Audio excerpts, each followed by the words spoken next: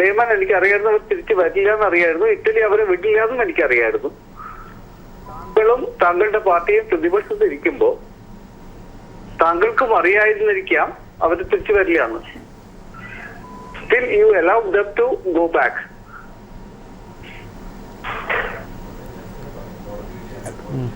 നമ്മളെ ആശ്രയിച്ചല്ല, കോടതിയാണ്.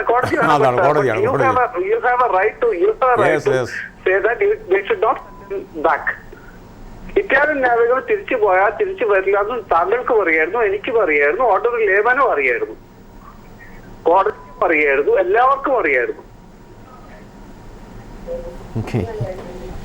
എല്ലാവർക്കും അറിയായിരുന്നു എന്നുള്ളത് ശരിയാണ്. എല്ലാവർക്കും അറിയായിരുന്നു എന്നുള്ളത് എല്ലാവർക്കും അവര് ഇന്ത്യൻ ആയിരുന്നെങ്കിൽ ചിലപ്പോൾ ഇന്ത്യൻ ഗവൺമെന്റ് അവർ തിരിച്ചയച്ചേനെ. പക്ഷെ any other government would not have send. എല്ലാവർക്കും Govindan master, I know your credentials, I know that you are a hello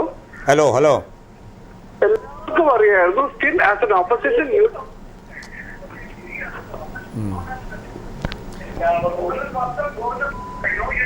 അദ്ദേഹം ടി വിയിൽ ശ്രദ്ധിച്ചു തുടങ്ങിയതോടുകൂടി നമ്മളുടെ സംസാരത്തിൽ നിന്ന് മാറിപ്പോയി. എന്തായാലും അദ്ദേഹം പറഞ്ഞത് ഇത് മുൻകൂട്ടി അറിഞ്ഞുകൊണ്ട് തന്നെയാണ് ഗോവിന്ദൻ മാഷ് ഉൾപ്പെടെയുള്ള പ്രതിപക്ഷ അംഗങ്ങൾ പ്രതിഷേധിക്കാതിരുന്നതെന്നാണ് അദ്ദേഹം പറയാൻ ശ്രമിച്ചതെന്നുള്ളത്. ആദ്യം മുതലേ ഇത് ജനങ്ങൾക്ക് ഒരു ഉത്കണ്ഠയുണ്ടായിരുന്നു. ഇവരിങ്ങനെ ഓരോ ആവശ്യം പറഞ്ഞ് ഇറ്റലിയിലേക്ക് പോകാൻ അനുവദിച്ചാൽ അവർ പിന്നീട് തിരിച്ചു വരില്ല എന്നുള്ളതിനാണ് ഗ്യാരണ്ടി എന്ന് പൊതുവെ എല്ലാവരും ചൂണ്ടിക്കാണിച്ചതാണ്.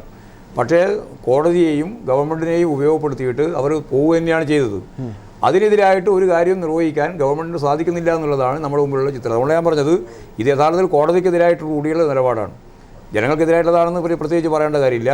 പ്രത്യേകിച്ച് ഈ പാവപ്പെട്ട 2 മത്സ്യത്തൊഴിലാളികളെ വെടിവെച്ച് കൊന്ന കേസിൽ ഞാൻ ആദ്യം തന്നെ ആവർത്തിച്ചതുപോലെ യഥാർത്ഥത്തിൽ അവരോട് വളരെ അടുത്ത അനീതിയാണ് യഥാർത്ഥത്തിൽ ചെയ്തിട്ടുള്ളത്. ഗോവിന്ദൻ മാഷ് അവസാനമായി ഒരു പ്രേക്ഷകനോട് സംസാരിക്കാം. നമസ്കാരം, പ്രൈം ടൈമിലേക്ക് സ്വാഗതം. അബ്ദുള്ളയാണ് സാർ, ഷാർജയാണ്. ആരാണ് സംസാരിക്കുന്നത്? ഷാർജയിൽ അബ്ദുള്ള. സംസാരിച്ചോളൂ ഗോവിന്ദൻ മാഷിനോട്.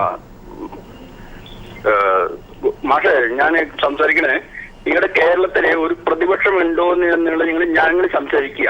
കാരണം നിങ്ങൾ ഭരിക്കുമ്പോൾ നല്ലതായിരുന്നു ഭരിക്കുന്ന പോലെ തന്നെ മറ്റു പാർട്ടി ഭരിക്കുമ്പോൾ അവർ നല്ല വഴിക്ക് കൊണ്ടുപോകേണ്ട ചുമതല കൂടി പ്രതിപക്ഷത്തിനുള്ളതാണ്.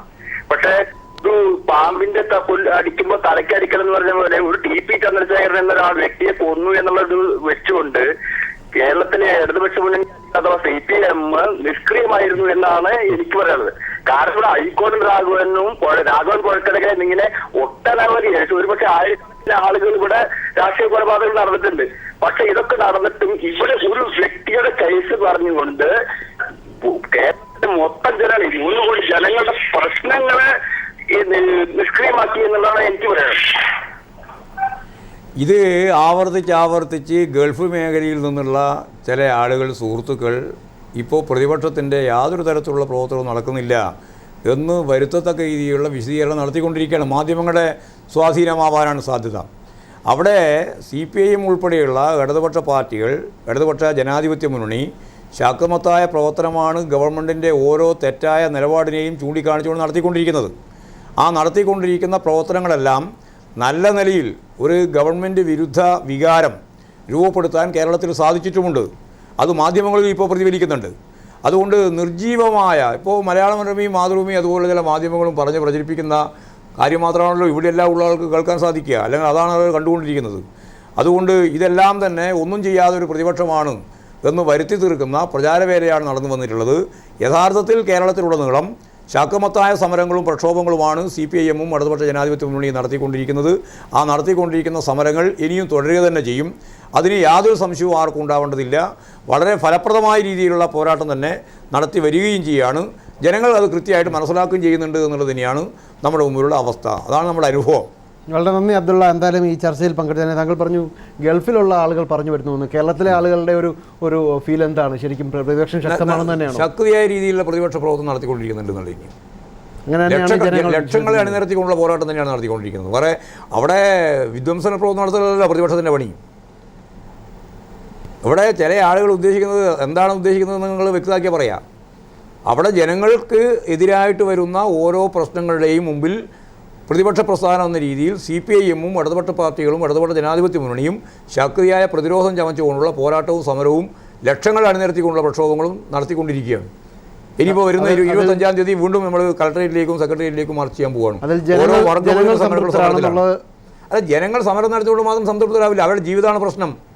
ആ ജീവിതം ദുരിതപൂർണ്ണമായ രണ്ടറ്റവും കൂട്ടിമുട്ടിക്കാനാവാത്ത രീതിയിലുള്ള ദുരിതപൂർണ്ണമായ ഓരോ മഴ പെയ്യുന്നത് പോലെ ജനവിരുദ്ധ നിലപാടുകൾ ഇങ്ങനെ പെയ്ത് അമരുകയാണ്. ദുരിതം ഇല്ലാതാക്കുന്ന രീതിയിൽ ഇടതുപക്ഷം എന്ന് ഭരണത്തിൽ വരുമെന്ന് പ്രതീക്ഷിക്കാം. ഇടതുപക്ഷം ഭരണത്തിൽ വന്നതുകൊണ്ട് മാത്രം ഈ ദുരിതം അവസാനിക്കുന്നുള്ള തിരിച്ചറിയണ വേണ്ട. അതിന് വർഗ്ഗപരമായ ഒരുപാട് ആളുകൾ തെറ്റിദ്ധരിക്കുന്നില്ലെങ്കിലും കുറച്ച് ആളുകൾ വിശ്വസിക്കുന്നുണ്ട്. ആരെങ്കിലും വിശ്വസിക്കുന്നില്ല, വിശ്വസിച്ചിട്ട് കാര്യമില്ല എൻ്റെ അഭിപ്രായം. കാരണം ഈ ദുരിതപൂർണ്ണമായ ജീവിതം പൂർണ്ണമായിട്ട് അവസാനിപ്പിക്കാൻ സംസ്ഥാനത്തിലൊരു ഗവൺമെൻറ് വന്നതുകൊണ്ട് സാധിക്കില്ല. ഇനി കേന്ദ്രത്തിൽ തന്നെ ഒരു ഗവൺമെൻറ് ഞങ്ങൾ പിന്തുണ നൽകുന്ന ഗവൺമെൻറ് അല്ലെങ്കിൽ ഞങ്ങൾക്ക് തന്നെ ഒരു ഗവൺമെൻറ് രൂപീകരിക്കാൻ സാധിച്ചാലും പൂർണ്ണമായിട്ട് അവസാനിക്കില്ല. കാരണം ഇതൊരു ഭരണകൂട വ്യവസ്ഥയാണ് നിലനിൽക്കുന്നത്. എക്സിക്യൂട്ടീവും ജുഡീഷ്യറിയും ലെജിസ്ലേച്ചറും നിലനിൽക്കുന്ന ഒരു ഭരണകൂട വ്യവസ്ഥ. അത് ലെജിസ്ലേച്ചറിൽ മാത്രം 5 കൊല്ലം കൂടുമ്പോൾ തിരഞ്ഞെടുപ്പ്. ഈ എക്സിക്യൂട്ടീവും ജുഡീഷ്യറിയും മാറ്റമൊന്നും വരുന്നില്ല. ഈ മാറ്റം വരാതെ എക്സിക്യൂട്ടീവിൻ്റെയും ജുഡീഷ്യറിയുടെയും മേലെ ഇരുന്ന് ലെജിസ്ലേച്ചറിൽ വരുന്ന മാറ്റം കൊണ്ട് മാത്രം ഈ അടിസ്ഥാനപരമായ മുഴുവൻ പ്രശ്നങ്ങളും പരിഹരിക്കാനാവുമെന്ന തെറ്റിദ്ധാരണ ഞങ്ങളെ സംബന്ധിച്ചിടത്തോളം ഇല്ല, CPM-നെ സംബന്ധിച്ചിടത്തോളം ഇല്ല. അതിന് അടിസ്ഥാനപരമായ മാറ്റം വേണം. പാർലമെൻ്ററി പ്രവർത്തനവും പാർലമെൻറ്റേതര പ്രവർത്തനവും എന്ന് പറഞ്ഞാൽ ജനവിരുദ്ധമായ നിലപാടിനെ ചെറുക്കാനുള്ള പ്രവർത്തനം, അസംബ്ലിയിലെയും അതുപോലെ തന്നെ താഴെ പഞ്ചായത്ത് തലം വരെയുള്ള പാർലമെൻ്ററി പ്രവർത്തനത്തിൻ്റെ ഭാഗമായിട്ടുള്ള സൗകര്യങ്ങൾ, ഇത് രണ്ടും ഉപയോഗപ്പെടുത്തിക്കൊണ്ടുള്ള വലിയ പോരാട്ടങ്ങളിലൂടെ, സമരങ്ങളിലൂടെ, സഹനങ്ങളിലൂടെ മാത്രമേ മാറ്റം ഉണ്ടാക്കാൻ സാധിക്കുള്ളൂ. നമ്മൾ ആഗ്രഹിക്കുന്ന രീതിയിൽ മാറ്റം ഉണ്ടാക്കാൻ സാധിക്കുള്ളൂ. ഒരു ഗവൺമെൻറ് വന്നു എന്നുള്ളത് കൊണ്ട് മാത്രം ഈ പ്രശ്നങ്ങൾ മുഴുവൻ അവസാനിപ്പിക്കാൻ കഴിയുമെന്നുള്ള തെറ്റിദ്ധാരണ നമുക്ക് CPM-നെ സംബന്ധിച്ചിടത്തോളം ഇല്ല. എന്നാൽ ഒരുപാട് കാര്യം ചെയ്യാൻ സാധിക്കും. അതാണ് കഴിഞ്ഞ VS-ൻ്റെ ഗവൺമെൻറ് ചെയ്തത്. ജനങ്ങളെ ആശ്വസിപ്പിക്കാൻ സാധിച്ചിട്ടുണ്ട്. വിലക്കയറ്റം പിടിച്ചു നിർത്തിയിട്ടുള്ള ഇന്ത്യയിലെ നമ്പർ 1 സംസ്ഥാനമായിരുന്നു കേരളം. ഫലപ്രദമായിട്ട് മാർക്കറ്റിൽ ഇടപെട്ടിട്ടുണ്ട്. നിത്യോപയോഗ സാധനത്തിൻ്റെ വില വർധനവ് പിടിച്ചു നിർത്താനായി എന്ന് കേന്ദ്ര ഗവൺമെൻറ് ഈ കേരളത്തെ സംബന്ധിച്ചിടത്തോളം പ്രത്യേകമായിട്ട് എടുത്ത് ചൂണ്ടിക്കാണിച്ചിട്ടുണ്ട്. അത് ഞങ്ങളുടെ ഗവൺമെൻറ് എന്നായിരുന്നില്ല കേന്ദ്രത്തിലുള്ളത്. അപ്പോൾ ഫലപ്രദമായിട്ട് പൊതുമേഖലാ സ്ഥാപനങ്ങൾ 37 ലാഭത്തിലാക്കിയിട്ടുണ്ട്. എല്ലാം വേണ്ടാന്ന് പറയാണ് അവർ ചെയ്തിട്ടുള്ളത്, UDF ചെയ്തിട്ടുള്ളത്. പൊതുമേഖലാ സ്ഥാപനങ്ങളെ വേണ്ട, വിറ്റ് തുറക്കുകയാണ് വേണ്ടത്, ഷെയർ വിൽക്കുകയാണ് ചെയ്യേണ്ടത് എന്നായിരുന്നു അവരുടെ ധാരണ. അതിന് ബദലായി ഒരു ഫാക്ടറി അല്ലെ ഒരു പ്രധാനപ്പെട്ട പൊതുമേഖലാ സ്ഥാപനവും ഒഴിവാക്കുന്നില്ല എന്ന് മാത്രമല്ല 10 എണ്ണം പുതുതായിട്ട് ആരംഭിക്കുക ചെയ്തിട്ടുള്ളത്. അങ്ങനെ 37 എണ്ണം ലാഭത്തിലാക്കി. അപ്പോൾ പൊതുവിതരണ സംവിധാനത്തിൽ ഇടപെട്ടു. നല്ല നിലയിൽ ജനങ്ങളെ ആശ്വസിപ്പിക്കുന്നതിന് വേണ്ടി സാധിക്കുന്ന നിലപാടുണ്ടായി. അതുപോലെ തന്നെ കർഷക തൊഴിലാളികളുടെ പെൻഷൻ വർദ്ധിപ്പിച്ചു. അവിടെ ക്ഷേമനിധിക്ക് ആനുകൂല്യം കൊടുക്കുന്നതിന് വേണ്ടിയിട്ടുള്ള പണം അനുവദിച്ചു കൊടുക്കുന്ന നിലയുണ്ടായി. ഇപ്പോഴാരും തിരിഞ്ഞു നോക്കാനില്ല ഒന്നിൻ്റെയും കാര്യത്തിൽ. അപ്പോൾ വളരെ ഫലപ്രദമായ വ്യത്യാസം വരുത്താൻ നമുക്ക് സാധിക്കും. എന്നാൽ അടിസ്ഥാനപരമായിട്ട് ജനങ്ങൾ ആഗ്രഹിക്കുന്നത് പോലെ മുഴുവൻ മാറ്റവും വരുത്തുക എന്നുള്ളത് ഗവൺമെൻറ്റിൽ മാറ്റം വന്നതുകൊണ്ട് മാത്രവും പൂർണ്ണമാവില്ല എന്ന് കാണുന്ന പാർട്ടിയാണ് CPIM. അല്ല, ഇത്തരം കാര്യങ്ങൾ ചെയ്തിട്ടും എന്തുകൊണ്ടാണ് ഒരു ഭരണ തുടർച്ച സംഭവിക്കാത്തത് കേരളത്തിൽ? അല്ല, അതിന് ഇപ്പോൾ കേരളത്തിൽ സാധാരണ രീതിയിലുള്ളൊരു ധാരണ അങ്ങനെയാണല്ലോ. പക്ഷേ ഇപ്രാവശ്യം 1339 വോട്ടിനാണ് ഒരു ഗവൺമെൻറ് അങ്ങോട്ട് പോയത്. അപ്പോൾ അടുത്ത് വരുന്നുണ്ട്. വലിയ വ്യത്യാസം സാധാരണ ഉണ്ടാവരുത്. വലിയ വ്യത്യാസമാണ് എന്ന് പറഞ്ഞാൽ ആദ്യം 5 കൊല്ലം UDF ആദ്യം അനിശ്ചിതത്വമായിരുന്നു. ഒരു 2 കൊല്ലം കഴിയുമ്പോഴേക്കും ഒരു ഗവൺമെൻറ് പോകും, പിന്നെ 2 കൊല്ലം കഴിയുമ്പോൾ വേറെ ഗവൺമെൻറ് പോകും. അത് മാറി 5 കൊല്ലം LDF, 5 കൊല്ലം UDF, 5 കൊല്ലം LDF, 5 കൊല്ലം UDF എന്ന രീതിയിൽ വരികയാണ്. ആ വരുന്നതിന് മാറ്റം വരുന്ന ഒരു സാഹചര്യമായിരുന്നു ഉണ്ടാവേണ്ടുന്നത്.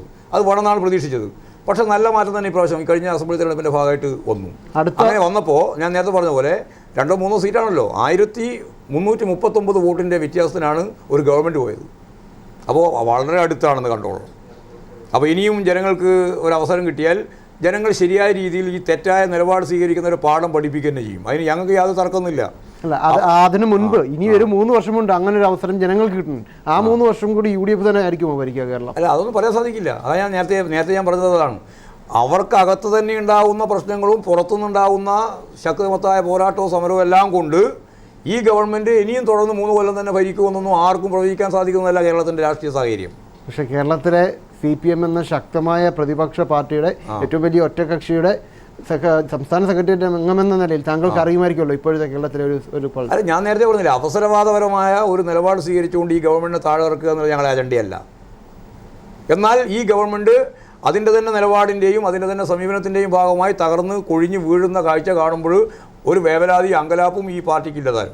അടുത്ത ഒരു ഇലക്ഷൻ ഉണ്ടായാൽ CPM തന്നെ അല്ലെങ്കിൽ ഇടതുപക്ഷം തന്നെ അധികാരത്തിൽ വരും. ജനാധിപത്യ മുന്നണിക്ക് നല്ല രീതിയിൽ മുന്നോട്ടേക്ക് പോകാൻ കഴിയുന്നുള്ള കാര്യത്തിൽ യാതൊരു സംശയമില്ല. വളരെ നന്ദി ശ്രീ ME മോഹൻ മാഷ് ഇത്രയും നേരം NTVക്ക് വേണ്ടി ചിലവഴിച്ചത്. സംസ്ഥാന സെക്രട്ടറി CPIM സംസ്ഥാന സെക്രട്ടേറിയറ്റ് അംഗം ശ്രീ ME ഗോവിന്ദൻ മാസ്റ്ററാണ് നമ്മളോടൊപ്പം ഇത്രയധികം നേരം പ്രൈം ടൈമിയിൽ ഉണ്ടായിരുന്നത്. പ്രൈം ടൈമിയിൽ മറ്റൊരു വിഷയവുമായി വീണ്ടും കാണാം.